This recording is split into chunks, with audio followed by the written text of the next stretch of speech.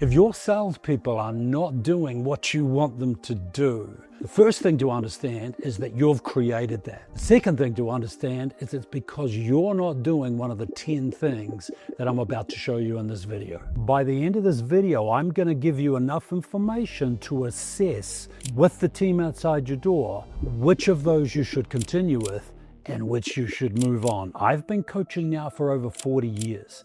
I've worked with everything from startups all the way through to companies doing 32 million GCI. And they do this because they follow a format, they follow a strategy, they follow systems, and I'm going to teach those to you now. So Harvard has just come out with the idea that every single person that works for you, not just salespeople, need to understand 5 things. First of all, they need to understand what their job is, their job description. They need to know if they're a salesperson, an associate agent, a PA, what is their actual role?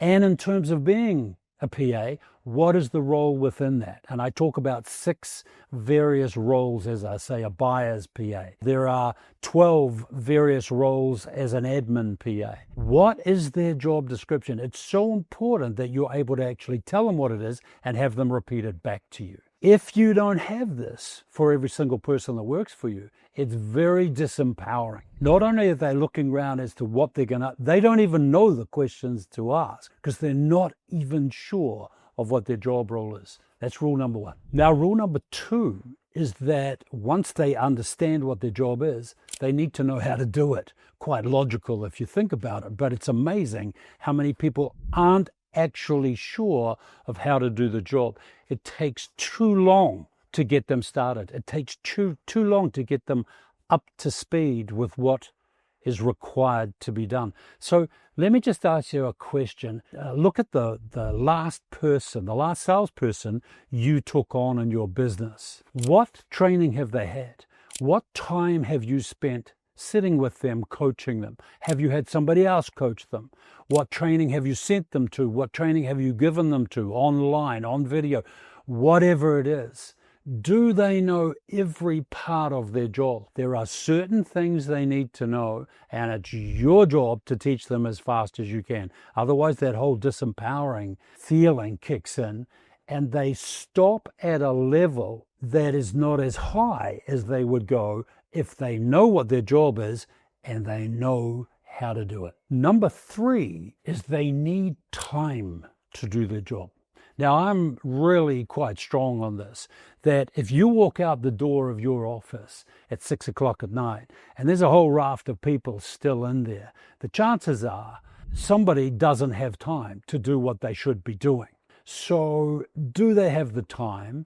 Are they overworked? Do they have capacity to do more? You are the conductor of this orchestra. You need to know what is going on for each of those people. But the big one is, if they are staying late all the time, and I say this especially, by the way, about property management people, as well as salespeople and sales PAs, if they're constantly staying late all the time just to catch up, then resentment's going to occur. And if you're not careful, in the end, that can be one of the reasons why they just move on somewhere else. So number 4 out of the 5 is research says that everybody who works for you should have a go-to person. They must have someone they go to for the little things, for the big things. They know they can go to them. They know they're allowed to go to them. They know it's that person's job to tell them these things. They don't feel like they're bothering somebody. They don't feel like they're interrupting someone. They know it's the logic of things. They need to have a go-to person, and that needs to be named, and if it changes, they need to be told it's changed. It needs to be really, really clear. Number 5 is these people need to know their career path. And for this, they need to know when their next review is and who that review is with. Now, a review does not need to mean that they're getting a pay rise. They're not looking for that. They're looking for a time in which you look at them, assess what they're doing, change direction, add to what they're doing, add a direction to what they're doing. You need to be clear about the way through. They need to know that in 3 months' time, they have another review. It may not be with the go-to person, it may be with management, but they have another review and they will be sat down and the decision about their future will be made. Now let's look at the 5 things that I would do if I took over a sales team. If I bought your office tomorrow, here's the 5 that I would do to get that team firing and doing more outside my door. So the first thing I'm going to do is I'm going to get them put through a caliper profile. We searched the world over to find the best profile for real estate, for hunter-gatherers, for salespeople, and we found the caliper is it. It measures the things we need to know about these folk as to whether they have the raw goods, the raw material to be a good salesperson, and we can grow them, put the time into them. So the first thing I'm going to do to help, for coaching, for working with them, for growing them, is to put them through a caliper profile. Okay, number 7. If I was working with a team now and I wanted to take them to the next level, is training. And I know that there are 5 main things we need to be trained in. So just mentally make a note as to where you're at, where your team is at in terms of these 5. The first thing we need to train them in is time management. I have a saying, they need to be doing the right thing at the right time. You need to teach them that. That's time management. The second thing they need is prospecting scripts. We need to teach them that. Prospecting scripts are everything. They need to be absolutely fluent. Number 3 is they need to know how to price. And more importantly than pricing these days, they need to know pricing and repricing. Repricing is a massive skill. Number 4 is negotiation. There is a tight system around negotiation that I'll teach you later in this program. And number 5 is they need to be able to present. Do you know what your success rate between presentation and taking a listing is? Do you know what your failure rate is? If you sat all of your team down tomorrow and got them to present to you as though you're a vendor, who would be able to do that fluently, 100%? Or who would flummox around? I can tell you that if you set this up for next week, a lot of them are just going to say, sorry, what is it that you want me to do? They wouldn't have a clue where to start, where to finish, what modules are required in that presentation. Everything you do in this business is aimed at getting to a point of presentation. And here's what I know. You don't even know what these people are saying out in the field. It's crazy. So those 5 things are the main training systems that are required. Where are you at with that? One of the biggies in that, probably the biggest one, is the prospecting scripts. Now, I have a program called Quick Start. Because you're listening to me and I appreciate you giving me your time, I'm going to make that available for you for 7 days free. Just jump on. So Quick Start is a fantastic training system for you as a manager. You would do you no harm to go through it to brush up your skills. You need to be the keeper of the words. Give us the email address of your salespeople that you want on there. Put them on for free for 7 days. Just click the link at the top of the description and we'll get that all sorted out for you really fast. The next thing I would do if I was working with a new team, and I invite you to do, is they all need to have a business plan. Now, I've seen business plans over 30, 40 years that run into the tens of pages, 20-page business plan with 400 boxes they got to fill out, put their little numbers in and just go over and over and over things. They lose interest, it doesn't work, and they'll never stick to it anyway. So what we have designed is a 4-page, very simple format. It's taken me 20 years to figure this out. Very simple business plan that every single salesperson must have in place. Now, it's only a 90-day business plan. It's not 12 months. It's just 90 days. That's all I'm interested in.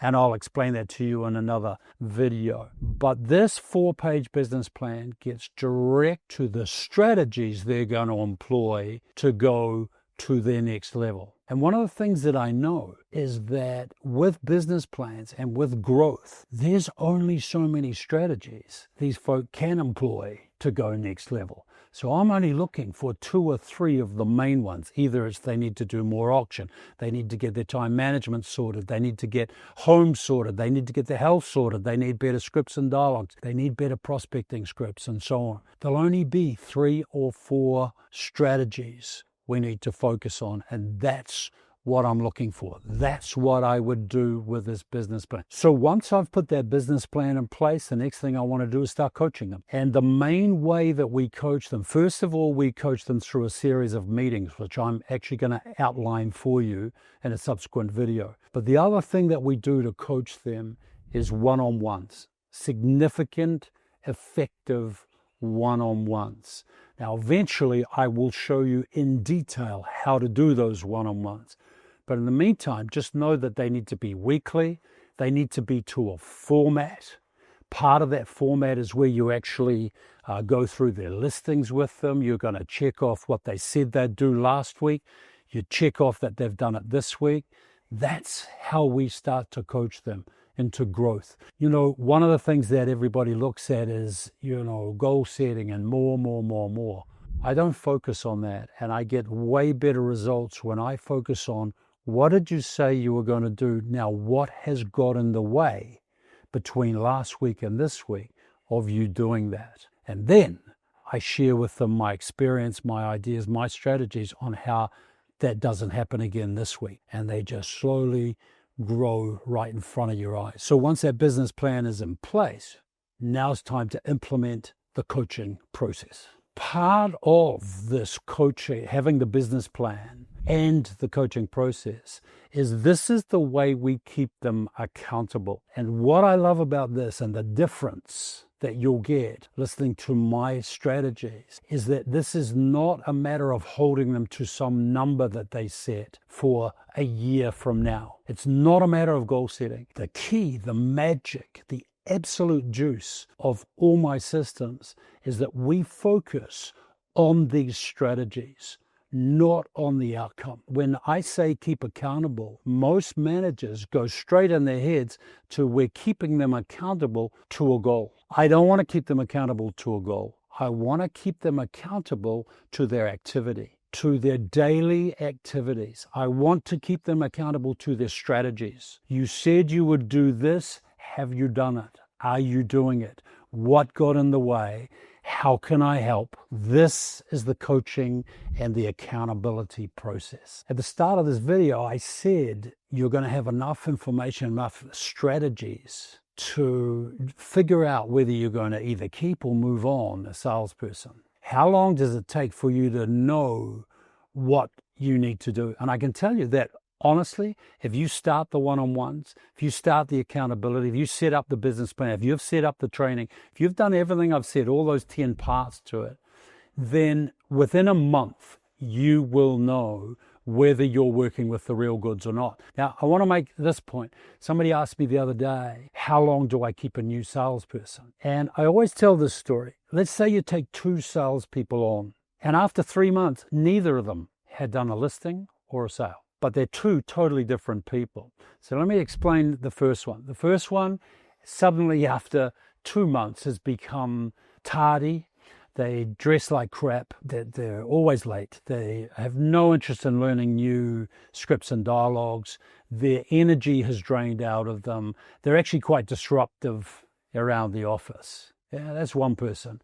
Move them on. The other person has been with you 3 months, hasn't done a listing or a sale, but is really trying. The caliper said that they were a really good match for real estate. They are turning up on time. They're hungry for scripts and dialogues. They're hungry to learn.